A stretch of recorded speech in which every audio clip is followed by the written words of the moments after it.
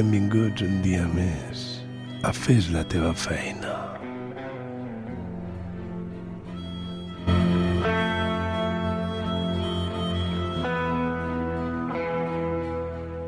Avui és un dia trist.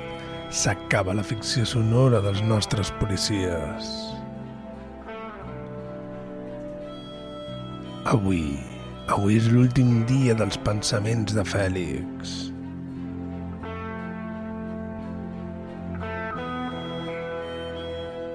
Avui s'acaba la ficció sonora del nostre estimat escriptor de confiança, que el podeu contemplar i el podeu complementar amb la ficció radiofònica, amb la lectura dels seus llibres tagers a un preu irrisori.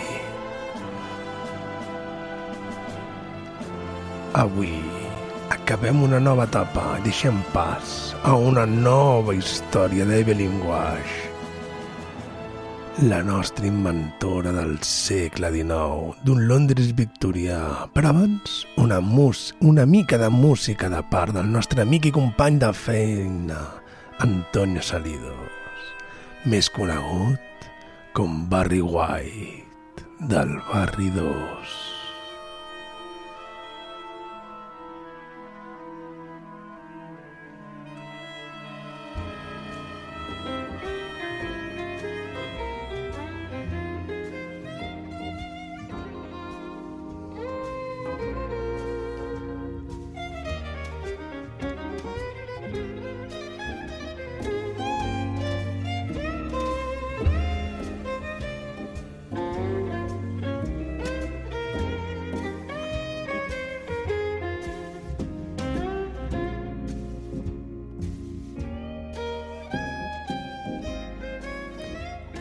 Però, si no saps què fer en aquests dies, sempre tens el perfil de Deliris i Llibres, on trobaràs el que fan entre setmana. Nova llibreria a Vic. Ets fan de la fantasia, ciència-ficció i terror? Deliris i Llibres obre les portes. Un espai on podràs trobar els teus llibres preferits, assistir a presentacions i tallers d'escriptura.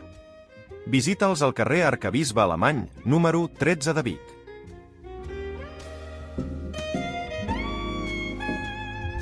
Així que posa't còmode, fes-te un cafè o un te, que comencem després d'un consell nocturn. Avui, l'últim capítol de la ficció sonora d'Estagers des de la perspectiva dels pensaments de Fèlix.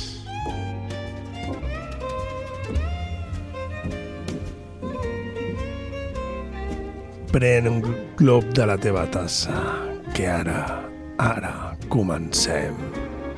Bon dia, tardes o nits, estimats habitants de Val Nocturna.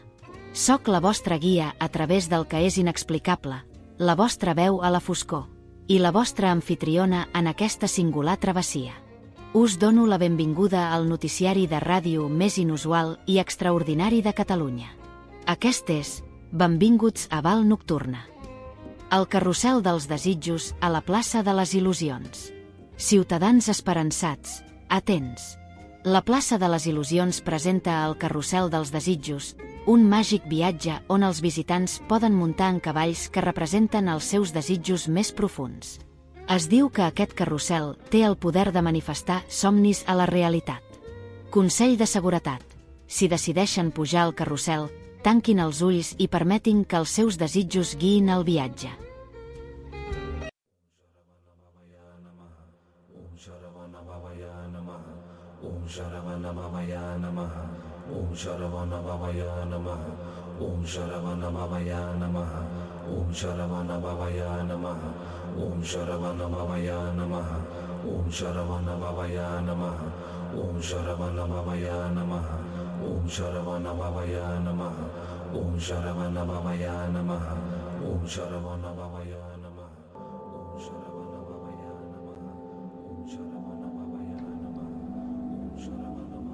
¿Pero esto qué es? ¿Otro policía que interrumpe en la sala y sin mediar palabra y le ofrece un informe a Nicolás?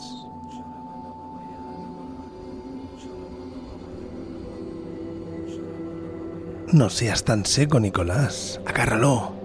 No necesitas más explicaciones. Joder, que la tensión se corta con un cuchillo. Este informe lo cambiará todo.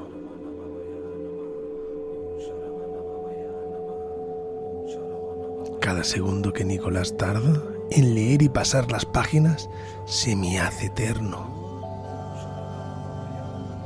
Dame el maldito informe, Nicolás. ¿Ves? Tengo la confirmación. Lo teníamos. Se ha hecho realidad.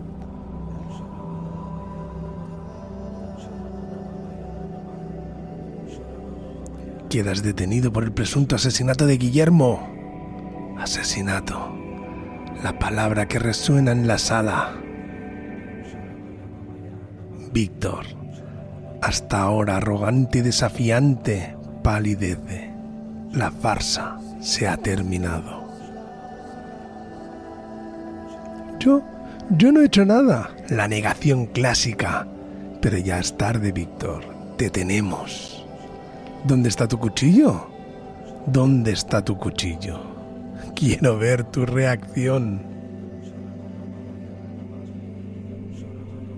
El cuchillo, la prueba que te faltaba. Lo buscas desesperado, pero no está. No está en tus pantalones, no está en tus bolsillos. No busques más. Lo hemos encontrado en la cocina. ¡Maldito! Seas Guillermo, eres un... Tus palabras resuenan por las paredes. No te contengas. Ya no sirve de nada. Que se lo lleven, dijo Nicolás. Al fin terminamos. Joder, esa mirada, Nicolás. Escondes algo, Nicolás. ¿Carmen? ¿Por qué miras a Carmen?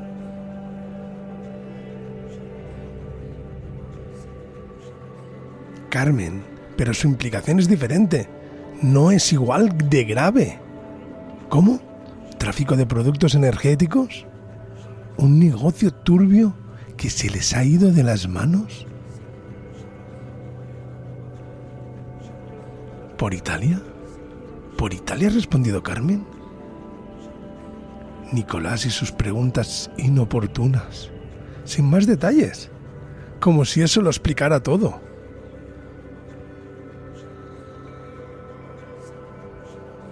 Un detalle más para la investigación. ¿Qué habrá descubierto Nicolás? Bueno, ahora mismo tengo otras prioridades. Vaya, esto ya ha terminado. ¿Y ahora qué hacemos? Le digo, rebuscando entre mis bolsillos. Hay algo que me inquieta ahora mismo.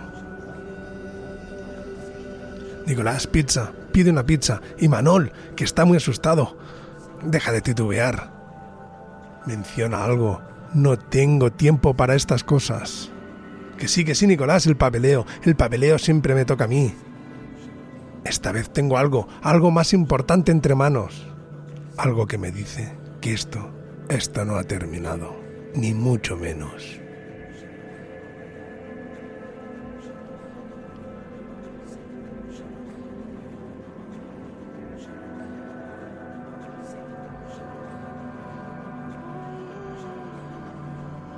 I fins aquí la ficció radiofònica del llibre del nostre autor de confiança, el que trobareu per internet a un preu irrisori, com hem dit. Sí, amb el títol de Estagers.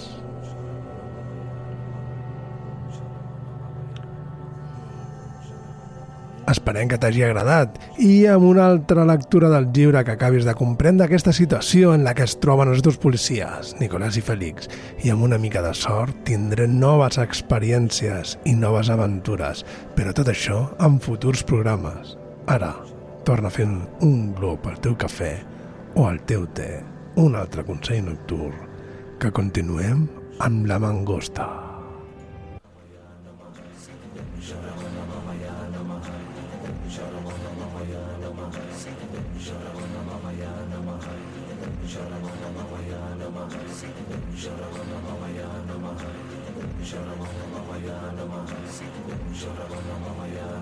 Mangosta. La mangosta mata la cobra, la mangosta mangosta es el mejor animal. La mangosta mata a la cobra. La mangosta es el mejor animal. ¿Sabe lo que es la mangosta?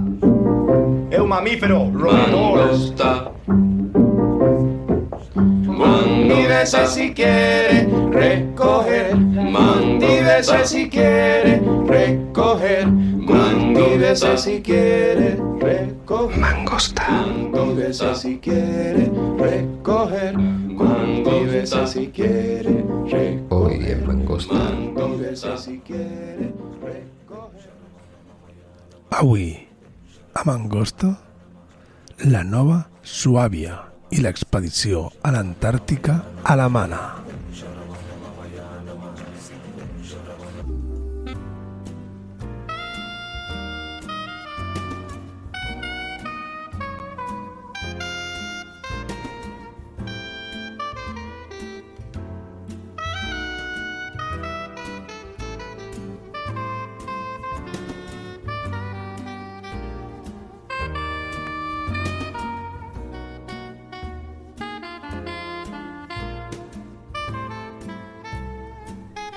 Benvinguts a un lloc on el temps sembla haver-se aturat, on el fred abraça la terra i el vent canta la seva cançó eterna.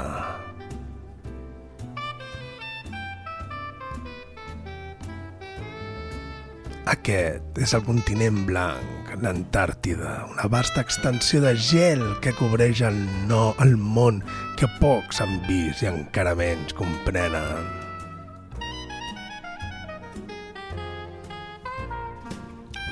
Per milions d'anys, aquest racó del planeta ha estat aliè a les ambicions humanes. Aquí, el silenci no és buit, és un guardià de secrets enterrats sota quilòmetres de gel. Secrets que desafien el que sabem sobre el nostre món i potser sobre nosaltres mateixos.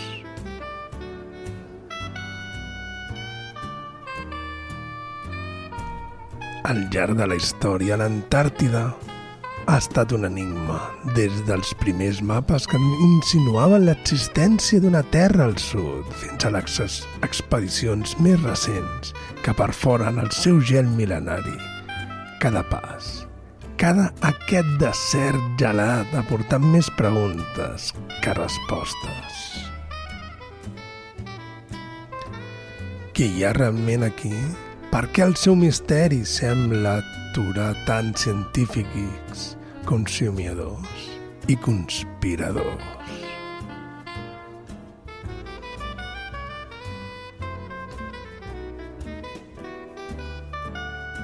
«1938, una expedició del Tercer Reich va arribar fins a aquestes terres, una missió embolicada en un vel del secret, liderada per homes obsessionats amb la supremacia, no només sobre la terra, sinó sobre el desconegut. Van batejar aquest territori com Nova Suàbia.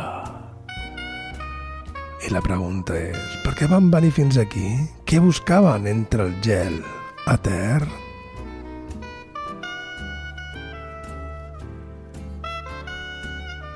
Avui, els rumors sobre aquesta expedició persisteixen. Bases secretes, tecnologia avançada, fins i tot contactes amb intel·ligències del més enllà d'aquest món. Són només fantasies creades per ments àvides de conspiracions? O el gel amaga veritats que encara no estem preparats per acceptar?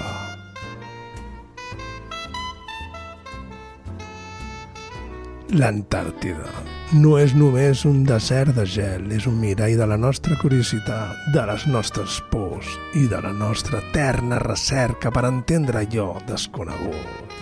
I ara viatjarem junts a través del temps i del gel per descobrir el que Nova Suàbia i l'Antàrtida ens han deixat com a llegat o advertiment.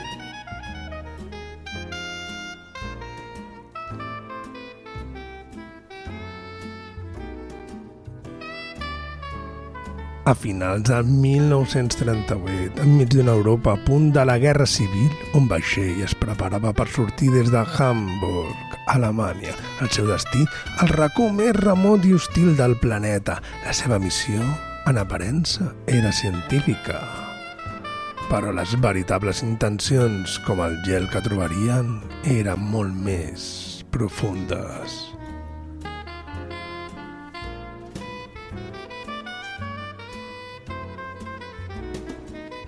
El Shah van Ben-Lan, una impotent embarcació carregada amb tecnologia més vanguarda d'aquella època. Estava equipat amb 2 hidroavions Donnerwall, capaços de fer vols de llarg abast sobre el gel antàrtic.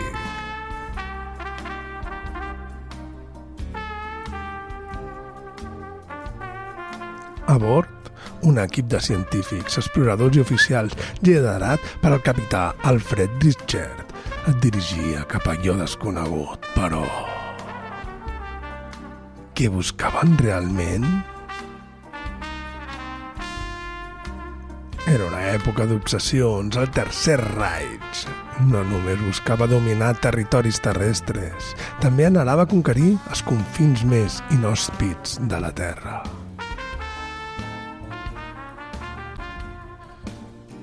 Nova Suàbia, un sector de l'Antàrtida, va ser reclamat amb vols de reconeixement que van sobrevolar milers de quilòmetres, llançant banderes amb esvàstiques i fotografiant cada racó.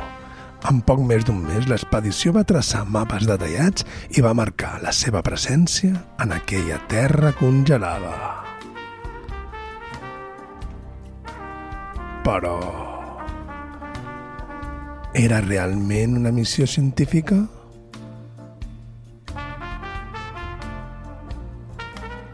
Les teories apunten a alguna cosa més.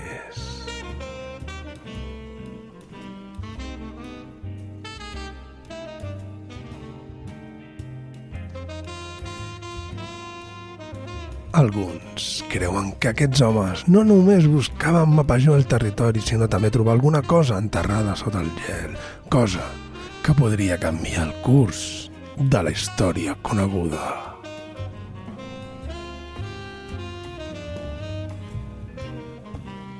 Les cròniques oficials parlen d'estudis meteorològics, investigacions sobre la fauna local i la instal·lació de bases temporals. No obstant, documents posteriors suggereixen que també es van dur termes perforacions al gel, excavacions de veritables intencions de les quals romanen a la ombra.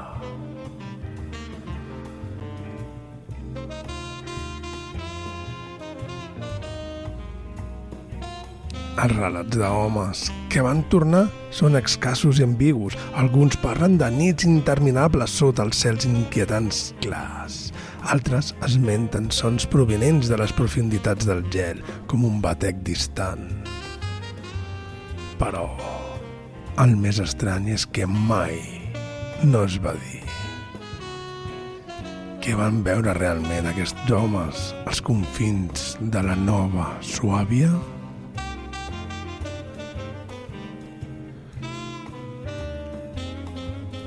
Quan el Schutz Walbenland va tornar a Alemanya el 1939, el món estava a punt d'entrar a la Guerra Civil Europea. L'expedició va quedar relegada a un segon pla, opaca per les ambicions de la conquesta del Reich, però el seu llegat persisteix, alimentant dècades de teories i sospites.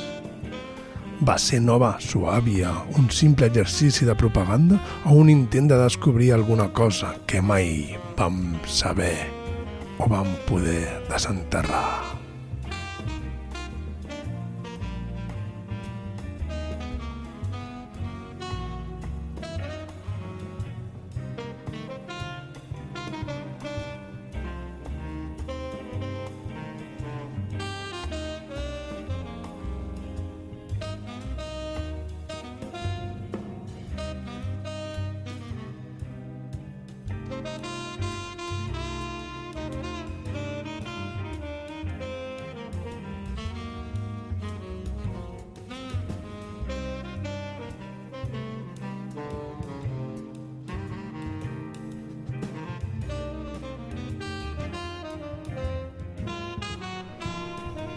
La guerra civil europea s'havia acabat. Més gent de la que no tenia que participar va participar. Gent toca pilotes va ficar el nas on no tenia que ficar el nas. Berlín estava en ruïnes i el règim alguna vegada va prometre dominar el món. Deien que s'havia enfonsat. No obstant, això, entre enderrocs, va començar a sorgir rumors, xixollecs d'alguna cosa més, una cosa oculta sota aquell gel. Documents capturats per als aliats després de la Guerra Civil esmentaven una regió a l'Antàrtida reclamada pels Reds, la Nova Suàbia.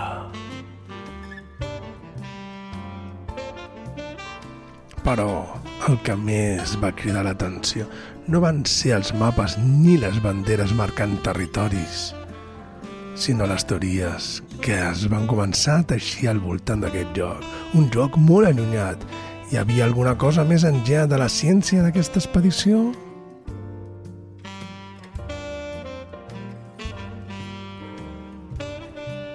Els rumors van créixer. La guerra no havia sigut guanyada pels aliats.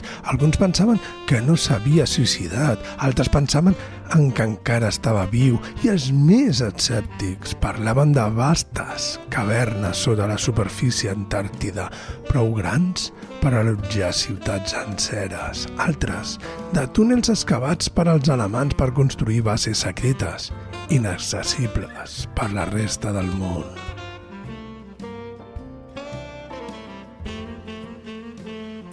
Aquestes teories eren alimentades per un simple fet. Els alemanys estaven obsessionats amb allò cool. El Tercer Reich havia buscat relíquies, subjectes de poder i tecnologia avançades als llocs més improbables del planeta. Aleshores, per què no l'Antàrtida?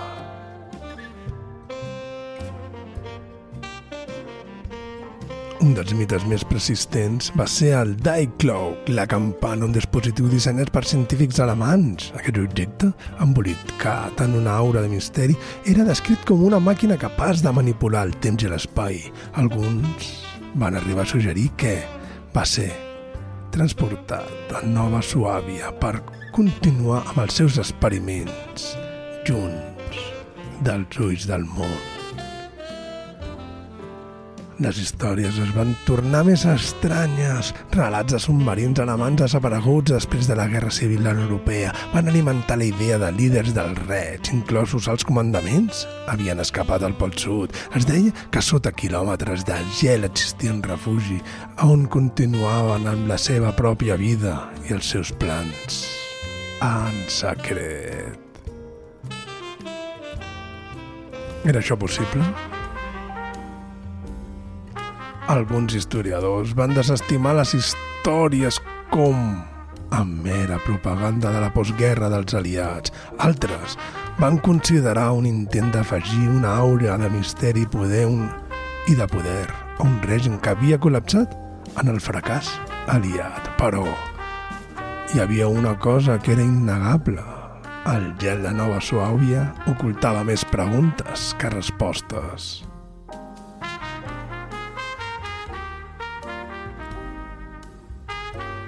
Bases subterrànies, tecnologies impossibles, refugis per als líders guanyadors. Mentre les teories es multiplicaven, una cosa estava clara: el gel de l'Antàrtida no només era un mantell de fred i silenci, cobria els secrets més foscos del segle XX.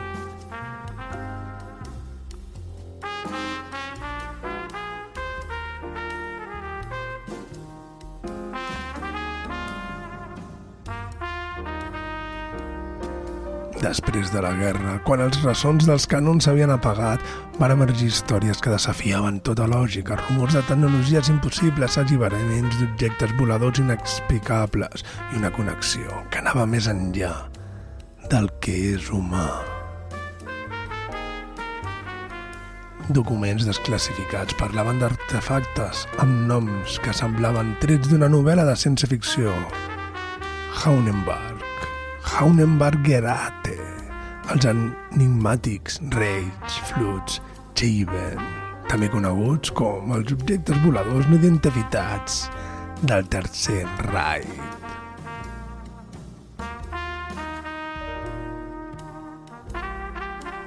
Aquestes naus, suposadament dissenyades per enginyers alemanys en plena Guerra Civil Europea, eren descrites com a discos aerodinàmics, capaços d'assolir velocitats vertiginoses i alimentades per tecnologies que semblaven superar fins i tot les lleis de la física coneguda. Un dels majors misteris va ser la connexió entre aquesta tecnologia i la tecnologia dels objectes no identificats i les tecnologies més boges del camp gravitatori. El Die-Glocke, la campana, un dispositiu descrit com un experiment antigravitacional capaç de distorsionar l'espai i el temps.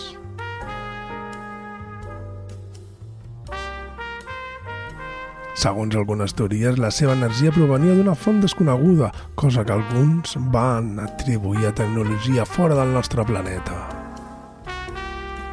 Les teories es van tornar encara més audaces. Era possible que els alemanys no estiguessin simplement desenvolupant aquesta tecnologia, sinó que l'haguessin trobat. Alguns parlaven d'un contacte, un intercanvi amb forces d'altre món.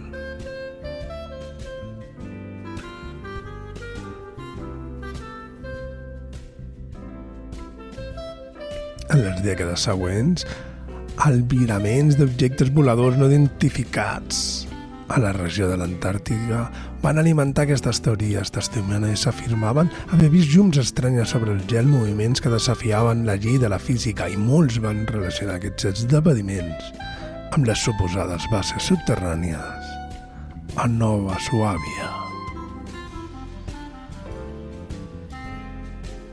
Les descripcions d'aquestes naus, conegudes com a Hauneborg, eren sorprenents. Segons els informes, podien assolir velocitats de fins a 7.000 km/h, operant tant a l'atmosfera com l'espai, i estaven equipades amb armament avançat, com a canons d'energia. Però aquí sorgeix la pregunta més inquietant. Si aquestes tecnologies van existir, per què no es van fer servir durant la Guerra Civil Europea? Eren massa inestables o simplement van ser una amenaça per als aliats.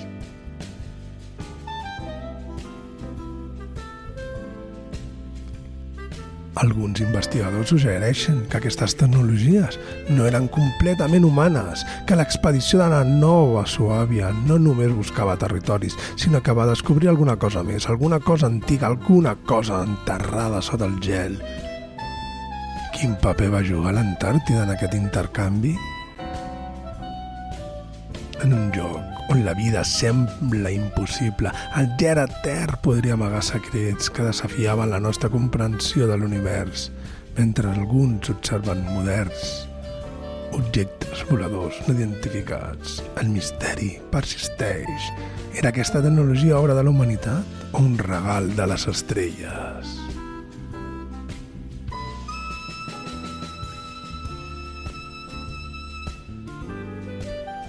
A l'hivern de 1946, tot just un any després de la fi de la Segona Guerra Civil Europea, Estats Units va llançar una de les missions militars més ambicioses en la història de l'Antàrtida, l'operació High Jump. Liderada per l'almirall Richard Evelyn Byrd, aquesta expedició tenia un objectiu. Un objectiu oficial clar. Trobar equip militar en condicions extremes i establir una base permanent al continent gelat. No obstant això, els rumors suggereixen que aquesta operació podia haver tingut propòsits molt més foscos. La flota enviada era impressionant en grandària i abast. Van participar més de 4.700 homes, 13 vaixells, incloent el portaavions USS Philadelphia Sea i 33 avions de diferent tipus. Aquest desplegament massiu semblava desproporcionat per una missió d'exploració. Durant mesos, la flota va navegar pels mars gelats, enfrontant-se a tempestes violentes i temperatures extremes. Però el que va passar al cor de l'Antàrtida va estar objecte d'especulació i misteri.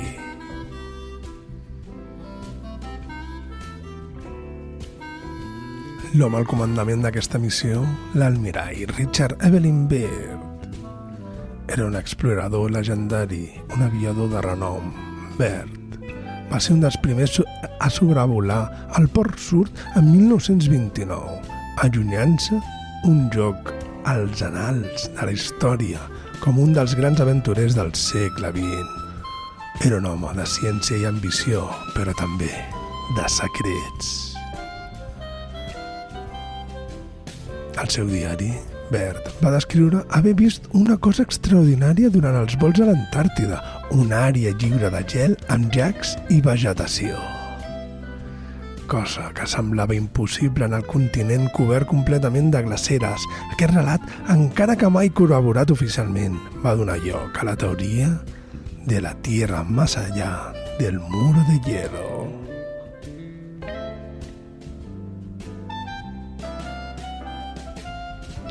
Segons aquesta teoria, Byrd hauria descobert una regió oculta per una anomalia climàtica o geotèrmica.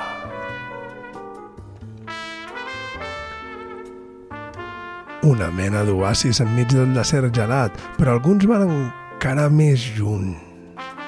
Suggereixen que Byrd va trobar una entrada a un món completament nou, potser relacionat amb la fal·làcia de la teoria de la Tierra hueca. La missió de l'operació HighJump, planejada durant entre 6 i 8 mesos, va acabar abruptament després de només 2 mesos. Els registres oficials esmenten dificultats climàtiques i problemes tècnics. Però els rumors expliquen una altra teoria.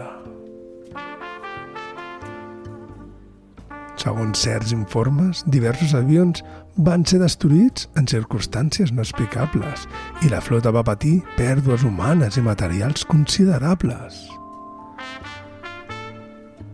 Dels 4.700 homes, 13 vaixells i 33 avions que van partir, no tots van tornar.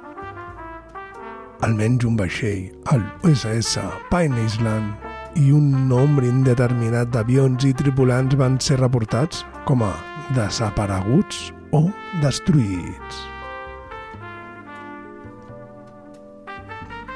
Però el més inquietant va ser les declaracions atribuïdes a l'almirall Byrd després de la missió. Segons certs informes, Byrd va afirmar que la propera guerra seria contra un enemic que es podria moure a velocitats increïbles provenent del pol. Aquestes paraules ambigües però inquietants han alimentat dècades d'especulació sobre el que realment va passar durant l'operació HighJump.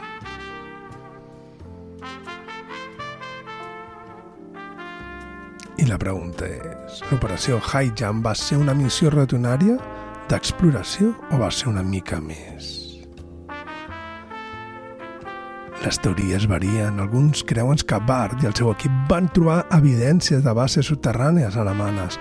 Altres suggereixen un enfrontament amb forces desconegudes i els més agosarats.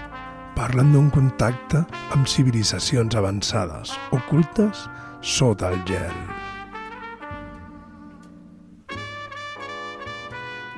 El que sí que sabem és que Byrd va portar secrets al final de la seva vida. Secrets que, potser, mai no coneixerem del tot.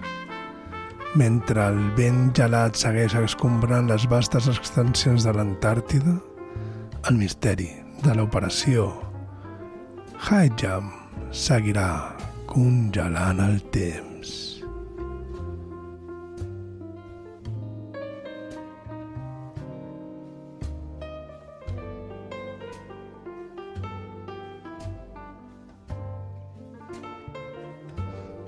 L'Antàrtida. una vasta extensió de gel que cobreix 14 milions de quilòmetres quadrats, l'última frontera verge del planeta, però sota la superfície blanca i aparentment immutable, molts creuen que s'amaguen secrets que podrien reescriure la història de la nostra humanitat. Des de misterioses estructures enterrades sota el gel fins a tecnologies desconegudes, l'Antàrtida continua sent un enigma, un joc que sembla resistir-se a les respostes fàcils.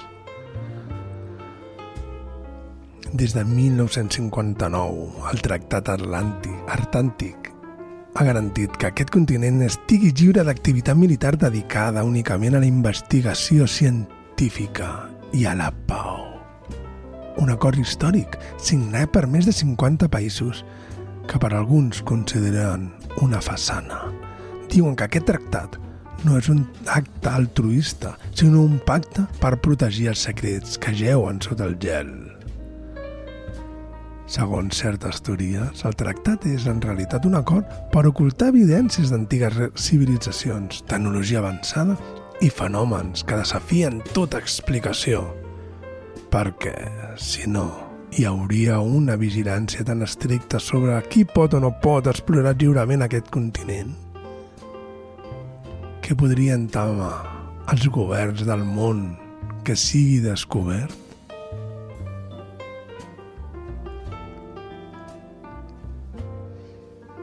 Al llarg dels anys, les investigacions científiques a l'Antàrtida han revelat anomalies que desencadenen més preguntes que respostes. En el 2013, un equip rus va perforar més de 3.500 metres de gel fins a arribar al llac Vostok, un cos d'aigua assajejat durant milions d'anys.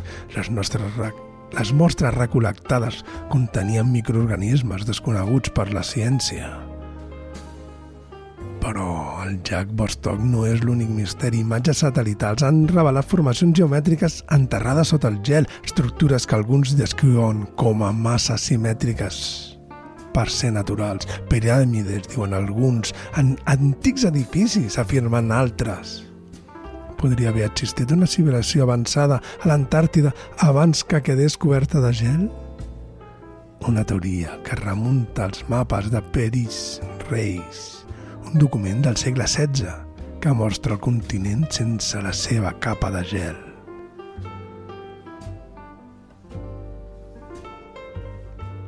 En el 2016, científics van detectar un fenomen acústic inexplicable sota el gel antàrtic, sons de baixa freqüència que semblaven provenir de les profunditats de l'escorça terrestre. Alguns suggereixen que es tracta d'activitat sísmica o moviments glacials, però altres afirmen que aquests sons podrien ser senyals de tecnologia subterrània encara actives, un ressò d'una cosa que no hauria de ser-hi. I després hi ha els misteriosos avistaments al cel. Des de la dècada dels 50, pilots i científics han reportat llums que es mouen de manera erràtica per al continent, objectes de valors que semblen desafiar les lleis de la física. Aquestes llums, segons alguns, serien vehicles d'origen fora del nostre continent o, fins i tot, tecnologia avançada, que està activa des dels dies del Tercer Reich. Pot ser la teoria més extravagant i més falsa, però no menys fascinant, és la idea que l'Antàrtida és l'entrada a la Tierra Hueca. Aquesta hipòtesi, popularitzada per autors com Julio Verne i exploradors com Edmund Halley, suggereixen que el nostre planeta no és sòlid, sinó que conté un món interior complet, oceans, muntanyes, civilitzacions i fins i tot un sol i una lluna. Però si et dic que és falsa, i no és pas parlant d'una terra amagada, sinó d'una superfície infinita, i nosaltres som un petit continent d'illes, com les que formen el Carib, però a l'abast d'una superfície infinita? Els defensors de la teoria de la Tierra Hueca afirmen que l'Antàrtida acull vastos túnels que condueixen a aquest món subterrani, però estan totalment equivocats els relats com els de l'Almirall Byrd i la seva suposada menció de la tierra más allá del hielo s'utilitzen com a evidència que una cosa extraordinària lleu més enllà del continent de gel. En el 2018, imatges filtrades van mostrar que el que semblava ser una base enterrada sota el gel. Oficialment, aquestes imatges van ser desacreditades com a errors satelitals, però els teòrics de la conspiració es pregunten: aquesta base és humana? És part d'una cosa molt més gran, una cosa que s'ha mantingut oculta durant segles? L'Antàrtida continua sent un dels llocs menys explorats del planeta, amb un 98% de la superfície coberta de gel i temperatures que es poden baixar fins als 89 graus Celsius. És l'entorn més inhòspit que coneixem, però és possible que la seva hostilitat sigui precisament el que protegeix els seus secrets? Què passa sota el gel que ni tan sols els científics més avançats han aconseguit explicar?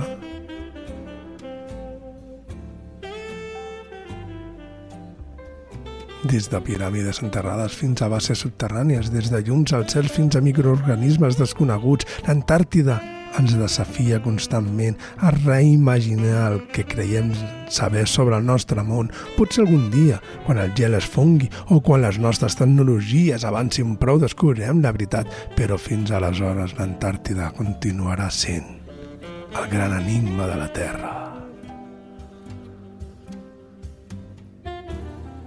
El llibre d'Enoc, un text apròfic de tradicions antigues, es relata la història d'àngels caiguts, éssers celestials que desobeeixen el seu creador. Van baixar a la terra. Aquests vigilants, com se'ls coneix, van prendre dones humanes com a esposes engendrant una raça híbrida coneguda com els nefelins, gegants de força i grandària descomunals que, segons algunes interpretacions, van corrompre la creació i van desafiar el caos en aquest món. Per les seves transgressions, aquests àngels van ser castigats. Enoc relata que Déu va ordenar que els vigilants fossin empresonats a les profunditats de les terres, en un lloc fosc i fred, fins al dia del judici final. Per aquí és on les teories de la conspiració prenen un gir intrigant.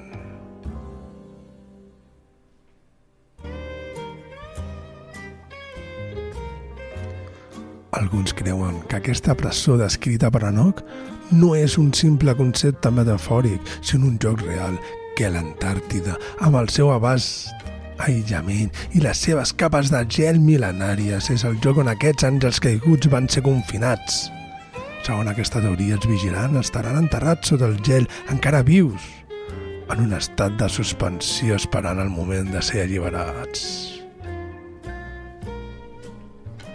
Els defensors d'aquesta idea assenyalen certes anomalies detectades a l'Antàrtida, com l'evidència. En el 2001, un equip de científics va registrar senyals inusuals a la regió del llac de Vostok, amb lectures que semblaven indicar la presència d'estructures colossals sota el gel. Els teòrics argumenten que aquestes estructures no són naturals, sinó sarcòfags gegants que contenen els vigilants.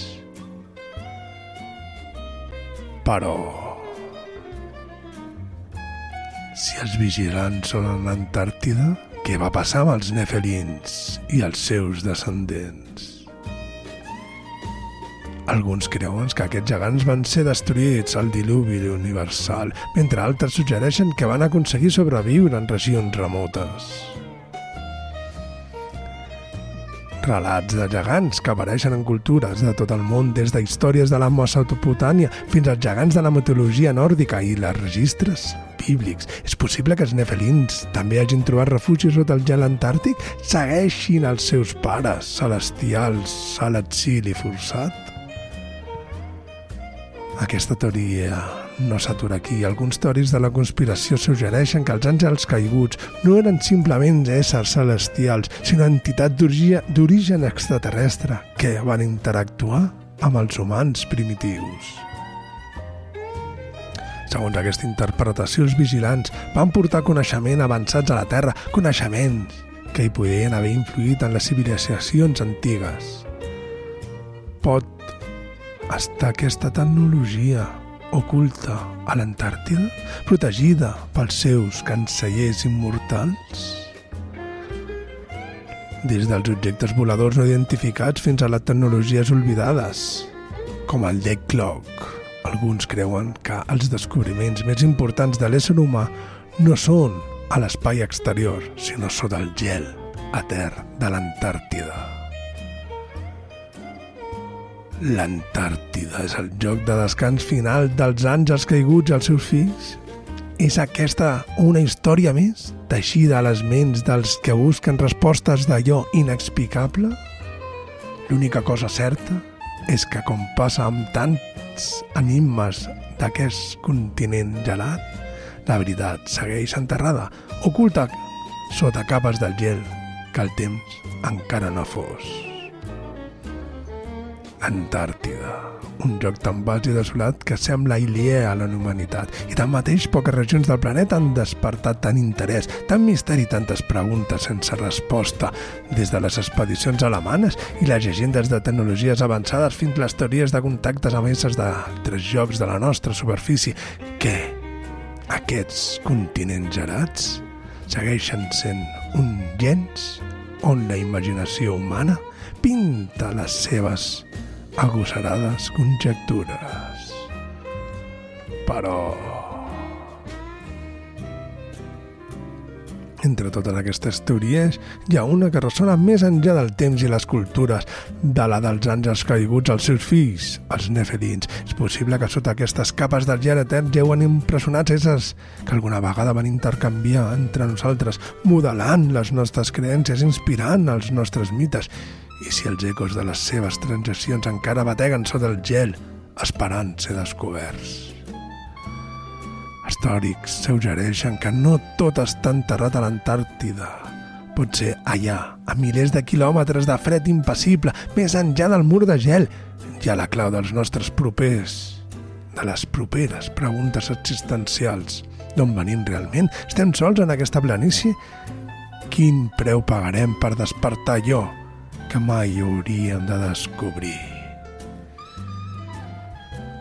Per ara, els secrets de l'Antàrtida estaran segurs sellats per les forces de la natura, per acords internacionals, o potser per alguna cosa més. No obstant, en una era on la tecnologia avança sense límits i la nostra curiositat ens porta a explorar allò desconegut, no podem evitar preguntar-nos què passarà quan el gel finalment cedeixi. Estem llestos per enfrontar el que podria sortir a la llum?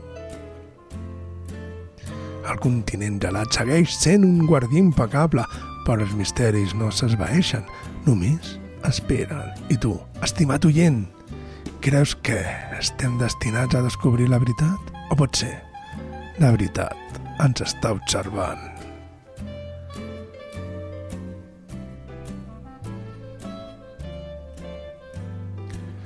Fins aquí el programa d'avui. Sols espero que el cafè o el té t'hagi arribat fins aquí, que el perfil d'Instagram de Deliris i Llibre segueix esperant-te. Busques un lloc on perdre't entre llibres? Descobreix Deliris i Llibres, la nova llibreria de Vic on la fantasia, la ciència-ficció i el terror cobren vida. Un espai per a amants dels llibres i somiadors. Visita'ls al carrer Arquebisbe Alemany, número 13 de Vic, o en el seu perfil d'Instagram.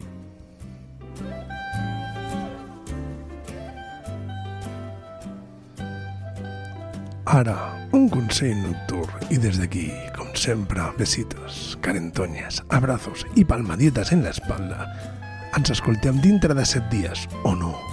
No se sap mai, pot ser que d'alguna manera estranya dintre de 7 dies tinguem un nou programa. Però sí que m'agradaria que deixessis una prova de que has arribat fins aquí, escrivint el número 13 en una de les meves xarxes socials o la xarxa social de Deliris i Llibre. Ara sí. Ens veiem. Bona nit i que mai deixis de preguntar-te coses.